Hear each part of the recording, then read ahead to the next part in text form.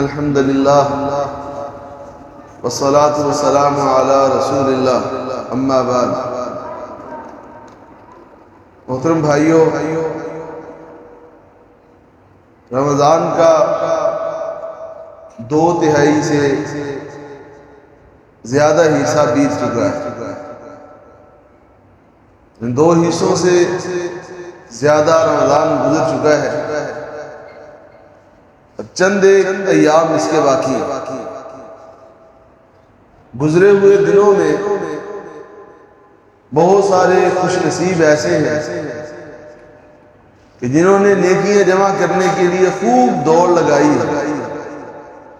نیکیاں جمع کرنے کے لیے خوب کوشش کی، دن کے وقت انہوں نے روزہ رکھا ہے، تلاوت قرآن کی ہے، صدقہ و خیرات کیا ہے، فرائض کا اہتمام کیا ہے، راتوں کو وہ شب زندہ دار بنے ہیں، راتوں کو قیام اللیل کیا ہے، قرآن کی تلاوت کی ہے، اللہ رب العزت کے سامنے سجود اور رکوع کیے ہیں۔ یعنی بہت سارے خوش نصیب ایسے ہیں کہ جنہوں نے ان ایام کو، ان شب و روز کو اللہ رب العزت کے بھیجے ہوئے اس مہمان کی انہوں نے خوب قدر کی ہے، ان ایام کو انہوں نے اپنے لیے خوب قیمتی بنایا ہے۔ اور اس کے مقابلہ میں کچھ لوگ وہ ہیں کہ جو چور ہیں، اللہ رب العزت کے حق کے چور ہیں۔ آپ جانتے ہیں کہ اللہ رب العزت کا ہم پر، انسانوں پر یہ حق ہے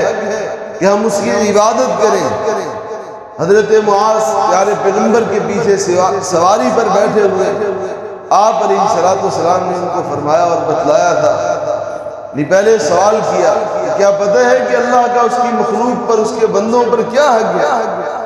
حضرت معاذ نے کہا اللہ اور اس کے رسول بہتر جانتے ہیں۔ تو جواباً آپ نے کہا تھا کہ اللہ رب العزت کا اس کے بندوں پر یہ حق ہے کہ اس کے یہ بندے اس کی عبادت کریں اور اس کے ساتھ کسی کو بھی بالکل شریک نہ کریں۔ تو بعض لوگ وہ ہیں جنہوں نے اللہ کی عبادت کی اور اللہ کی عبادت کا حق ادا کیا، اور بعض وہ ہیں کہ جو چور ہیں، جو سارق ہیں۔ ڈاکو صرف روپے پیسے کے نہیں ہوتے، بلکہ ڈاکو وہ بھی ہوتے ہیں کہ جو لوگوں کے حقوق کو غصب کرتے ہیں، حقوق کو لوٹ لیا کرتے ہیں۔ تو بعض لوگ وہ ہیں کہ جنہوں نے نمازوں سے چوری کی ہے، نوافل تو نوافل، انہوں نے فرائض تک کو ادا نہیں کیا، یعنی ان قیمتی لمحات میں بھی وہ سوئے ہوئے ہیں۔ حالانکہ حضرات اب یہ وقت سونے کا نہیں ہے، اس کی راتیں تو راتیں، دن سونے کی نہیں ہے، دن تو دن، اس کی راتیں سونے کی نہیں ہے۔ پیارے پیغمبر صلی اللہ علیہ وسلم کے حوالہ سے آتا ہے کہ اذا دخل العشر شد مئزرہ واحیا لیلہ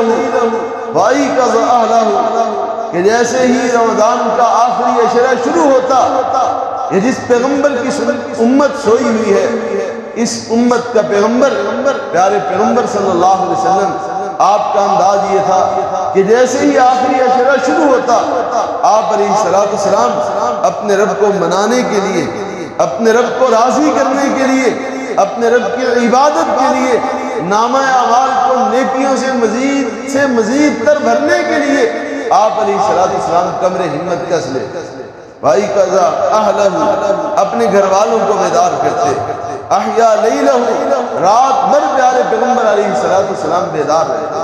یعنی خود بھی بیدار رہتے اور اپنے گھر والوں کو بھی اللہ رب العزت کی عبادت کے لیے بیدار کرتے۔ ایسے ہی احادیث میں پیارے پیغمبر علیہ السلام کی ادا کا تذکرہ ہے۔ پیارے پیغمبر علیہ السلام کی بابت بتانے والے بتاتے ہیں، امہات المومنین کہتی ہیں کان رسول اللہ صلی اللہ علیہ وسلم یجتہد فی العشر الاواخر ما لا یجتہد فی غیرہ، کہ اس رمضان کے آخری عشرے کے اندر آپ علیہ السلام اس قدر محنت کرتے کہ جس قدر محنت آپ علیہ السلام اور ایام میں نہ کرتے۔ آپ جانتے ہیں کہ اور ایام میں بھی پیارے پیغمبر علیہ السلام صدقہ و خیرات کرتے، آپ علیہ السلام تلاوت قرآن کا اہتمام کرتے، قرآن سناتے، اور بس اوقات صحابہ کرام سے قرآن سنتے۔ صحابہ کرام بتلاتے ہیں پیارے پیغمبر علیہ السلام، امی عائشہ اور کئی سارے اصحاب اس حدیث کے راوی ہیں کہ پیارے پیغمبر علیہ السلام عام دنوں میں جب اللہ کے سامنے کھڑے ہوتے قیام اللیل کرتے، اتنا لمبا کرتے، اتنی دیر لگاتے کہ آپ علیہ السلام کے پاک قدموں کے اوپر ورم ہے۔ لیکن رمضان کے اندر اور رمضان کے خصوصاً آخری عشرے میں یہ وقت کے جو اب ہم گزار رہے ہیں، اس وقت میں پیارے پیغمبر علیہ السلام مزید زیادہ محنت۔ تو حضرات، یہ رمضان اللہ رب العزت کی طرف سے ایک مسلمان کے لیے تحفہ ہے، یعنی خوش نصیبی کی بات ہے کہ انسان کو رمضان دیکھنا نصیب ہے۔ اب بہتر لوگ وہ ہیں، نصیبے والے وہ ہیں، کامیاب وہ ہیں، فلاح پانے والے وہ ہیں، قدر کرنے والے وہ ہیں کہ جو اس رمضان کو اپنے لیے مفید اور بہتر بنا لیتے ہیں۔ حضرات، رمضان اللہ رب العزت کی طرف سے ہمارے لیے نیکیوں کا ایک موسم بہار ہے، ہمارے لیے بخشش کا ایک اہم موقع ہے۔ ہم کو چاہیے کہ ہم اس رمضان سے فائدہ اٹھائیں، ہم اس بنجر زمین کے جیسے نہ بنے کہ جس کے اوپر بارش برستی ہے لیکن بارش کا برسنا اس کے لیے کوئی معنی نہیں رکھتا۔ بارش برستی ہے اور اچھی کھیتی لہلہا اٹھتی ہے، سرسبز و شاداب ہو جاتی ہے، لیکن بنجر زمین جیسی تھی ویسی کی ویسی ہی رہتی ہے۔ تو ہم بنجر زمین کے جیسے نہ بنے بلکہ اس قیمتی موقع سے ہم لوگ فائدہ اٹھائیں، اپنے آپ کو چینج کریں۔ یہ رمضان ہماری زندگی کے اندر ایک انقلاب برپا کرنے کے لیے آتا ہے۔ رمضان میں اللہ ہم کو یہ موقع دیتے ہیں کہ ہم اپنے اندر کی میل کو کھرچ کر کے نکال دیں، اپنے اندر کی میل کو دھو لیں، اپنے اندر کو صاف کر لیں۔ رمضان ہمیں یہ موقع مہیا کرتا ہے، اس میں اللہ رب العزت کی مغفرت کے دریا اپنے جوبن پہ ہوتے ہیں، رحمت ٹھاٹھے مار رہی ہوتی ہے اور اللہ رب العزت مغفرت کے خزانے لوٹا رہے ہوتے ہیں۔ پیارے پیغمبر علیہ السلام کا فرمان ذی شان ہے، صحیح ترغیب کے اندر علامہ البانی رحمہ اللہ نے اس حدیث کو صحیح لغیری ہی کہا ہے۔ کیا حدیث ہے؟ پیارے پیغمبر علیہ السلام نے فرمایا، ان للہ تبارک و تعالی اتقاء فی کل یوم و لیلہ، کہ اللہ کے بندو رمضان کے ہر دن اور ہر رات اللہ رب العزت اپنے خوش نصیب بندوں کو جہنم کی آگ سے آزاد کرتے ہیں۔ اب وہ خوش نصیب وہ ہوتے ہیں کہ جو لوگ اپنے آپ کو رمضان میں مغفرت پانے والوں کے اندر داخل کروا لیتے ہیں۔ کامیاب وہ ہیں کہ جو لوگ اس رمضان کے آنے سے فائدہ اٹھاتے ہیں، اپنے گناہ بخشواتے ہیں۔ حضرات، اللہ رب العزت کی طرف سے بڑا واضح اعلان ہے۔ اعلان کیا؟ اللہ نے حکم دیے، فرمایا ساریو الی مغفرۃ من ربکم وجنت عرضها السماوات والارض اعدت للمتقین، کہ اللہ کے بندو یہ زندگی کب ختم ہو جائے اس کا کوئی بھروسہ نہیں ہے اور اس کی کوئی گارنٹی نہیں ہے۔ کب زندگی کی شام ہو جائے، زندگی کا یہ بلبلہ کب ختم ہو جائے، زندگی کی برف کب پگھل جائے، انسان کو اس کا کوئی شعور نہیں ہے۔ تو لہذا ساریو الی مغفرۃ من ربکم، اس مہلت کے ختم ہو جانے سے پہلے، اس وقت کے گزر جانے سے پہلے، اس وقت کے آ جانے سے پہلے کہ جب انسان اپنے کیے پر افسوس کرے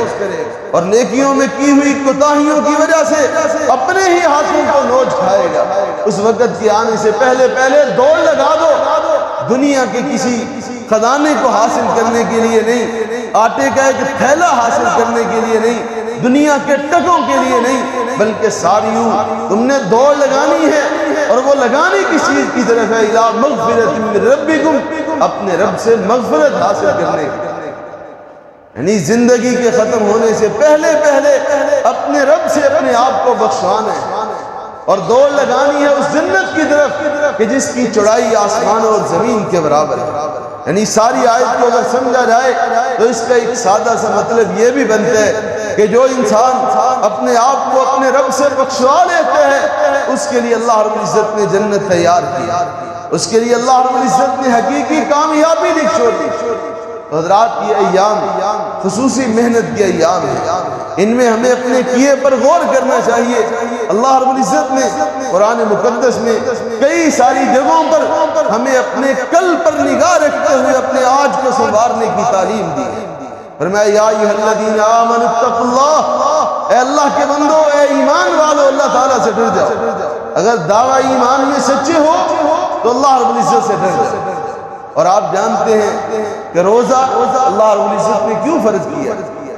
اللہ رب العزت کو 70 ماہوں سے زیادہ پیار کرتا ہے۔ ابھی عقیدہ ہے یا نہیں کرتا ہے یا نہیں کرتا؟ تو کیا اس 70 ماہوں سے زیادہ پیار کرنے والے کو ہماری مشقت محبوب ہے؟ کیا ہمیں وہ تنگی میں ڈالنا چاہتا ہے؟ رب کعبہ کی قسم وہ ہمیں پریشان دیکھنا نہیں چاہتا۔ اس نے اگر یہ روزہ ہم پر لازم کیے ہیں تو اس لیے کیے ہیں تاکہ ہم تقویٰ کے خزانہ کو حاصل کرنے والے بنیں، ہمارے اندر وصف تقویٰ پیدا ہو جائے۔ اور اسی وصف کا یہاں پر اللہ نے ذکر کیا، فرمایا ایمان والو اللہ تعالیٰ سے ڈر جاؤ۔ فَلْتَنْظُرْ نَفْسٌ مَا قَدَّمَتْ لِغَدٍ، ہر جان کو دیکھنا چاہیے، غور و فکر کرنا چاہیے، اپنے کیے پر نگاہ رکھنی چاہیے، سوچنا چاہیے کہ اس نے آنے والے کل کے لیے آگے کیا بھیجا ہے۔ یہاں پر حضرات بڑی باریک سی ایک بات اللہ نے سمجھائی ہے، اور وہ یہ ہے کہ اللہ نے کل قیامت کے دن کو یہاں پر غد کہا ہے، اور غد عربی میں آنے والے دن کو کہتے ہیں، یعنی اللہ نے قیامت کو آنے والا دن کہا ہے۔ وجہ یہ ہے کہ یہ دنیا اس کی کوئی حیثیت نہیں ہے، آخرت کے مقابلہ میں اس کی کوئی حقیقت نہیں ہے، اس لیے اللہ رب العزت نے ہم کو جھنجھوڑنے کے لیے، ہمیں ہوش دلانے کے لیے فرمایا کہ اللہ تعالیٰ سے ڈر جاؤ، اور ہر جان غور کرے اور دیکھے کہ میں نے کل کے لیے آگے کیا بھیجا، کل کے لیے آگے کیا بھیجا۔ واتقوا اللہ، اللہ سے ڈرنے کی تعلیم ہے، اور ساتھ میں بتلا دیا ان اللہ خبیر بما تعملون، ابھی کون اللہ تعالیٰ سے ڈرا؟ اللہ کو خوب پتہ ہے تمہارا ایک ایک عمل، بلکہ عمل تو دور کی بات، تمہاری ایک ایک حرکت بھی بڑی بات، تمہارے دل کا ایک ایک ارادہ، دل کا ایک ایک خیال، دل کی ایک ایک فکر، دماغ کی ایک ایک سوچ کو وہ جانتے ہیں۔ ان اللہ خبیر بما تعملون، ابھی تم اللہ سے ڈرے یا نہیں ڈرے؟ اللہ کے حکموں کی لاج رکھی یا نہیں نہ رکھی؟ اللہ کے کہنے کے باوجود اللہ کے ڈر کو اپنے دل کے اندر تم نے بسایا کہ نہیں بسایا؟ اللہ کو خوب پتہ ہے۔ اگر اللہ سے ڈر گئے، تقویٰ کے تقاضوں کو پورا کیا تو بھی اللہ کو پتہ ہے، اور اگر تم نے بغاوت کی زندگی گزاری تو تب بھی تمہارے یہ عمل اللہ کے علم سے باہر نہیں ہے۔ تو لہذا ہم کو غور و فکر کرنا چاہیے کہ آج ہم کس جگہ کھڑے ہیں، اللہ رب العزت کی اطاعت کے مقام پہ کھڑے ہیں یا اللہ کی بغاوت کے مقام پر کھڑے ہیں؟ اللہ اکبر، اللہ رب العزت نے ہم کو یہ تعلیم دی ہے، وَلَا تَكُونُوا كَالَّذِينَ نَسُوا اللَّهَ فَأَنسَاهُمْ أَنفُسَهُمْ۔ ابھی دنیا میں اگر اچھے گزرے ہیں، خوش نصیب گزرے ہیں، اگر دنیا میں اللہ کے نبی گزرے ہیں، صدیقین گزرے ہیں، شہداء گزرے ہیں، اگر اتقیاء گزرے ہیں، اگر نیک لوگوں سے یہ دنیا آباد ہے تو اس دنیا میں برے لوگ بھی گزرے ہیں، لیکن یاد رکھیے کہ جنہوں نے اچھائیاں کی ہیں، جنہوں نے نیکیاں کی ہیں، انہوں نے فائدہ کسی اور کا نہیں بلکہ اپنا کیا ہے، انہوں نے نام اعمال کسی اور کے نہیں بلکہ اپنے روشن کیے ہیں۔ کل قیامت کے دن نامہ اعمال ان کے عملوں کی وجہ سے اگر ان ملنے ہیں تو ان کے دائیں ہاتھ میں ملنے ہیں۔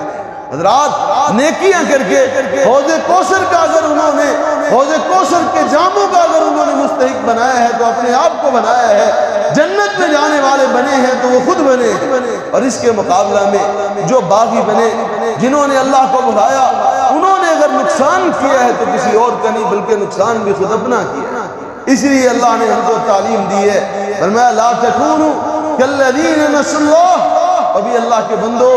جو لوگ اللہ کو بھول گئے تم نے ان کی جیسے نہیں بننا۔ لا تکونوا کالذین نسوا اللہ، جنہوں نے اپنے رب کو بھلا دیا، پیدا کرنے والے کو بھلا دیا۔ اللہ اکبر، کون سا پیدا کرنے والا؟ آج ہماری ایک ایک سانس اس کی دی ہوئی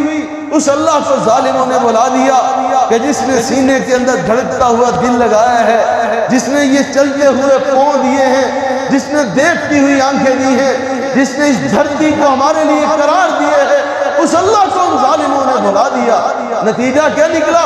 کیا اللہ کا کوئی نقصان کیا؟ کیا دین کا برا کیا؟ کیا رسول کا نقصان کیا؟ ہرگز بھی ایسے نہیں ہے۔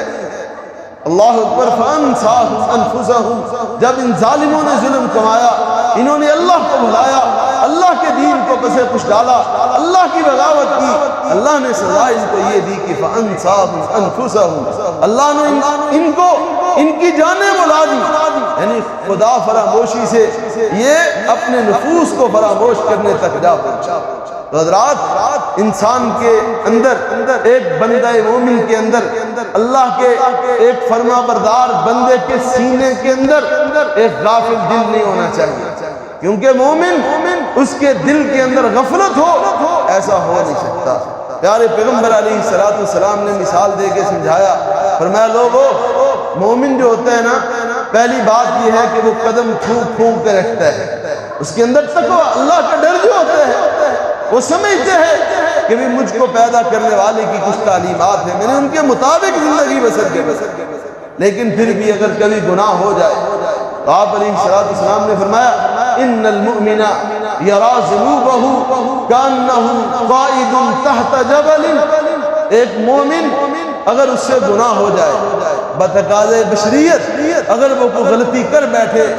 اگر اس سے کوئی گناہ ہو جائے تو اس کا حال یہ ہوتا ہے، وہ محسوس یہ کرتے ہیں کہ گویا اس کے گناہ نہیں ہیں، بلکہ وہ ایک پہاڑ کی طرح اس کے اوپر کھڑے ہوئے ہیں، اور اس کو محسوس یہ ہوتا ہے کانہ قائد تحت جبل، یعنی ایک مومن گناہ کرنے کے بعد دل کے اندر پریشانی آتی ہے، رب کی بغاوت کرنے کے بعد اپنے رب کا خوف محسوس ہوتا ہے، اللہ سے دور ہونے کے بعد فکر دامن گیر ہوتی ہے، گناہ کرنے کے بعد اس گناہ کی فکر لگتی ہے، گناہ ہو جانے کے بعد گناہ تڑپاتے ہیں، اللہ کی طرف لاتے ہیں، توبہ پر ابھارتے ہیں، گناہ انسان کو ایسے محسوس ہوتے ہیں جیسے وہ اس کے سر کے اوپر ایک پہاڑ ہے۔ یخاف ان یقع علیہ، مومن کو گناہ کرنے کے بعد ہر دم خوف لگا رہتے ہیں کہ کہیں ایسا نہ ہو کہ یہ پہاڑ میرے سر کے اوپر گرے، میرے بدن کے اوپر گرے اور مجھ کو کچل کر کے رکھے۔ یعنی ایک مومن گناہ سے بچتا ہے، بتقاضے بشریت اگر اس سے گناہ ہو جائے تو وہ توبہ کرنے میں دیر نہیں کرتا، کیونکہ وہ جانتے ہیں کہ میرے پیدا کرنے والے میرے رب نے میرے لیے معافی کا دروازہ کھلا رکھا، وہ میرے گناہ کرنے پر جیسے ناراض ہوتا ہے ویسے ہی میرے معافی مانگنے پر وہ خوش بھی بہت ہوتا ہے۔ یعنی ایک مومن اس کے اندر احساس ہوتا ہے، مومن ضدی نہیں ہوتا، مومن ڈھیٹ نہیں ہوتا، غلطی ہو بھی جائے تو وہ اپنے رب کی طرف رجوع کرتا ہے، جبکہ اس کے مقابلے میں فَإِنَّ الْفَاجِرَ يَرَى ذُنُوبَهُ كَذُبَابٍ مَرَّ عَلَىٰ أَنفِهِ فَقَالَ بِهِ هَكَذَا، ایک فاجر اس کے دل پر مہر ہوتی ہے، غفلت کے پردے ہوتے ہیں، دن رات رب کی ناراضگی والے کام کرتا ہے، اپنے رب کو ناراض کرنے والی حرکتیں اعمال کرتا ہے، لیکن گناہ اس کو ان سے کوئی فکر ہی نہیں لگتی، گناہوں سے اس کو کوئی پریشانی نہیں ہوتی۔ فاجر کا حال گناہ کر کر کے جس کے دل کے اوپر سیاہی ملی جا چکی، گناہ کر کر کے جس کے دل کے اوپر سیاہ نقطے لگ چکے، فرمایا یہ فاجر آدمی اگر گناہ کر لے، گناہ کرنے کے بعد اس کو کوئی فکر ہی نہیں ہے، یہ ایسے سمجھتے ہیں کہ جیسے اس کو گناہ ایک مکھی ہے اور مکھی ناک کے پاس سے گزری، فقال بِهِ هَكَذَا، اس طرح سے اس نے مکھی کو اڑا دیا، یعنی جیسے مکھی ناک کے پاس سے گزرنے سے انسان کو کسی قسم کی کوئی پرواہ نہیں ہے، فاجر کا حال بھی یہی ہے، جس کے دل پر مہر لگ گئی اس کا حال بھی یہی ہے کہ گناہ کرنے سے اس کو کسی قسم کی کوئی فکر دامن گیر نہیں ہوتی، جبکہ مومن ہر دم فکر میں رہتا ہے، ہر دم اس کی نگاہ آخرت پہ ہوتی ہے، ہر دم اس کی نگاہ پیارے پیغمبر علیہ السلام کی شفاعت پہ ہوتی ہے، مومن کی نگاہ ہر دم جام کوثر پہ ہوتی ہے، مومن کی نگاہ ہر دم جہنم سے بچنے پہ ہوتی ہے، مومن کی نگاہ ہر دم جنت کے راستے پہ ہوتی ہے، مومن کی نگاہ ہر دم جنت کے اوپر ہوتی ہے، جنت کے انعامات کے اوپر ہوتی ہے، مومن کی نگاہ اس کے دل کے اندر، اس کے دماغ کے اندر ہر دم اللہ رب العزت کے دیدار کا منظر ہوتا ہے، مومن کے دل کے اندر آخرت کی مشکل گھاٹیوں کا تصور ہوتا ہے، مومن کے دل کے اندر جنت کے اندر پیارے پیغمبر کے ساتھ کی طلب ہوتی ہے، اور جس کو آخرت کی طرف لگ جائے پیارے پیغمبر کا ساتھ پانا، جس کا مشن، جس کی لگن اور جستجو ہو جائے، یقین جانیے وہ اپنے اوقات کو فضول میں نہیں گزارتا، اللہ کی طرف سے ملنے والی آفروں کو وہ ضائع نہیں کرتا، ان قیمتی پیکجز کو وہ فضول ضائع ہونے نہیں دیتا۔ تو حضرات، رمضان کے یہ آخری لمحات یقین جانیے کتنے قیمتی ہیں۔ آج ہم سنتے سب کچھ ہیں، لیکن پھر بھی صحیح طور پر ہم کو ان کی قدر و قیمت کا اندازہ نہیں ہے۔ کل قیامت کے دن، قیامت کے دن کے کئی نام ہیں، ان ناموں میں سے ایک نام یوم الحسرہ ہے، افسوس کا دن۔ یہ افسوس کا دن کیوں ہے؟ کیونکہ کل قیامت کے دن جہنمیوں کو جب عذابوں میں ڈالا جائے گا تو عذابوں میں گرفتار ہونے کے بعد وہ افسوس کریں گے کہ کاش ہم نے اللہ کی بغاوت نہ کی ہوتی، یا لیتنی اتخذت مع الرسول سبیلا، کاش کہ میں نے دین کو اپنا اوڑھنا بچھونا بنایا ہوتا۔ اور اس کے ساتھ ساتھ یہ حسرت مومنوں کو بھی لگے گی، نیکیاں کرنے والوں کو بھی افسوس ہوگا، کاہے کا افسوس کریں گے کہ کاش دنیا میں اللہ نے جو مہلت دی، دنیا میں نیکی کا جو وقت ملا تھا، کاش میں نے اس کے اندر زیادہ سے زیادہ نیکیاں جمع کی ہوتی، تاکہ آج میرے مرتبے اور رتبے جنت کے اندر اعلیٰ سے اعلیٰ ہو۔ تو حضرات کوشش کریں کہ اس وقت کو اپنے لیے قیمتی بنائیں، ایسی ہماری باتوں کو، تقریر کرنے والوں کی تقریروں کو، واز کرنے والوں کے واز کو، گفتگو کرنے والوں کی باتوں کو روٹین کا درس نہ سمجھیے، بلکہ میں آپ کو جو پیغام دینا چاہتا ہوں وہ یہ ہے کہ رمضان کے یہ آخری لمحات اتنے قیمتی ہیں کہ اگر قیامت کے دن کی جس قدر کا اندازہ ہونا ہے، یقین جانیے آج اگر ہم ان کی وہ قدر جان لیں تو ہم راتیں دنوں کو سونا بھول جائیں، دن تو دن ہم راتوں کو سونا بھول جائیں، راتوں کا ہمارا راحت و آرام اور راحت و قرار، ہمارا آرام کا جذبہ یہ ہم کو بھول جائے، ہر دم اللہ رب العزت کی عبادت میں بتانا ہم اپنے لیے سعادت اور اپنے لیے خیر کا باعث سمجھیں۔ بہرحال رمضان کا جتنا حصہ بیتا وہ بیت چکا، جنہوں نے اچھا کیا انہوں نے بہت کچھ کمایا، ان کے تصور سے بھی بالا انعامات کا ان کے ساتھ وعدہ ہے۔ فرمایا باب الریان سے، اے روزے دارو جنت میں جا کے تو دیکھو میں نے تمہارے لیے وہاں نعمتیں تیار کی ہیں، اور نعمتیں کیسی؟ ما لا عین رأت ولا اذن سمعت ولا خطر علی قلب بشر، نعمتیں ایسی تیار کی ہیں جو کسی آنکھ نے دیکھی نہیں ہے، جن کے بارے میں کسی کان نے سنا نہیں ہے۔ بھئی آنکھ کا دیکھنا، کان کا سننا یہ تو چھوٹی بات ہے، وہ نعمتیں ایسی قیمتی ہیں کہ ان کے بارے میں کبھی کسی دل کے اندر خیال تلک بھی نہیں گزرا۔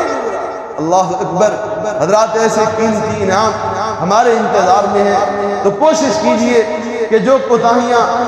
سابقہ دنوں میں ہو گئیں ان کو دور کرنے کی کوشش کریں، اپنے آپ کا جائزہ لیں، اپنا محاسبہ کریں۔ حاسبوا قبل ان تحاسبوا، آج اپنا محاسبہ نہیں کرو گے نا تو کل میزان عدل لگنے والا ہے، حساب ہونے والا ہے۔ کل کے حساب سے پہلے آج اپنے گریبانوں میں منہ ڈالو، اپنا حساب خود کرو، خود دیکھو کہ میں نے کتنے روزے رکھے، روزہ رکھنے کے بعد میں نے روزے کی کتنی عزت کی، روزے کی کتنی قدر کی ہے، روزے کو اس کا کتنا حق دیا ہے، کتنی نمازوں کا اہتمام کیا ہے، کتنا صدقہ و خیرات کیا ہے، کتنا میں نے استغفار کیے ہیں۔ یعنی اپنے اعمال پر جائزہ لیجئے، اگر اعمال کے پورے ہیں، اعمال میں اچھے ہیں تو پھر اپنے رب کا شکر ادا کیجئے، اور اگر کہیں کوتاہی ہے تو وقت کے بیت جانے سے پہلے مہلت کے ختم ہو جانے سے پہلے کوشش کریں کوتاہیوں کی اصلاح کی، کوشش کریں اپنے رب کو منانے کی، کوشش کریں دنیا میں جیسے آگے بڑھنے کی کوشش کرتے ہیں ویسے کوشش کریں آخرت کے معاملے میں آگے بڑھنے کی۔ فرمایا لوگو تم بہت ساری چیزوں میں ایک دوسرے سے آگے بڑھنے کی کوشش کرتے ہو، لیکن آؤ ایک چیز ہم بھی تم کو بتاتے ہیں، اور وہ جنت کے انعام ہیں، اور ہمارا اس کے متعلق اللہ کہتے کہنا یہ ہے وَفِي ذَلِكَ فَلْيَتَنَافَسِ الْمُتَنَافِسُونَ، دوڑ لگانی ہے تو کسی اور چیز میں نہیں، کسی سے مقابلہ کرنا ہے تو کسی اور چیز میں نہیں، ہم بتلاتے ہیں کہ حقیقی کامیابی جنت کا داخلہ ہے۔ فَمَنْ زُحْزِحَ عَنِ النَّارِ وَأُدْخِلَ الْجَنَّةَ فَقَدْ فَازَ، جو جہنم سے بچا جنت میں گیا، کامیاب وہ ہے۔ اور اس کامیابی کی دوڑ میں اپنے آپ کو شریک کرے۔ اللہ رب العزت ہمیں کئی ہوئی باتوں پر عمل کرنے کی توفیق عطا فرمائے۔ سب سے پہلے مجھے ان باتوں کو عمل میں لانے کی اور پھر آپ کو ان باتوں پر عمل پیرا ہونے کی اللہ توفیق عطا فرمائے۔ وما علیہ الا البلاغ۔